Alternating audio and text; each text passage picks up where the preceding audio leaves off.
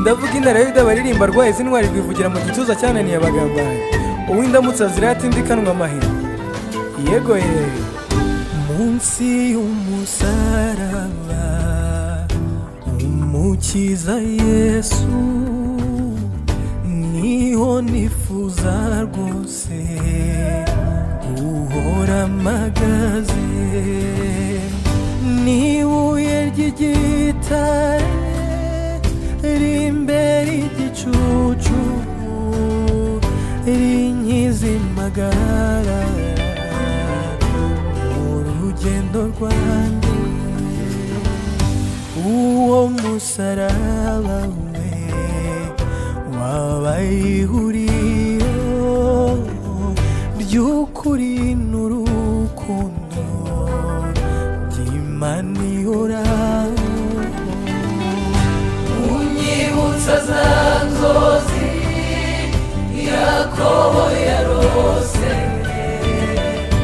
umbereye umurego ugeza mw'ijuru hirya y'umusaraba mbona y'umurera n'umunwa w'ikuzimu waka nk'umuriro nyamara imbere yawo hari umusaraba uteze nk'amaboko unkize nabayo kuri uwo musaraba ndasa n'ushobora kureba Yesu abambwe ari njyapfiriye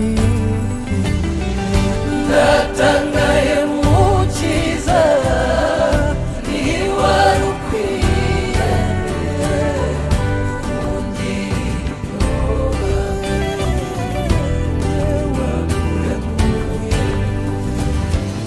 munsi y'umusaraba nzaguma iteka naho naburi ibyanjye ntiwonamo inyungu nta soni mfite uretse ibyaha byanjye nzajya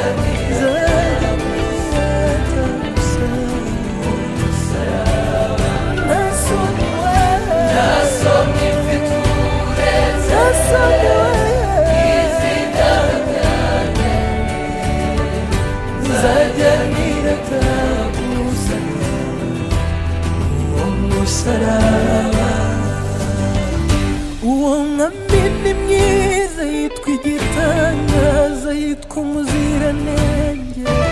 Emmanuel Imana iri kumwe natwe ari yewe Yesu ari yewe umutazimiza yewe soko y'igishima uwo mwami ni mwiza yitwa igitangaza yitwa umuziranenge Emmanuel Imana iri kumwe natwe ari yewe Yesu ari yewe inshuti yawe umwami w'amahoro gitare cy'amahanga ari yewe ari mu mutima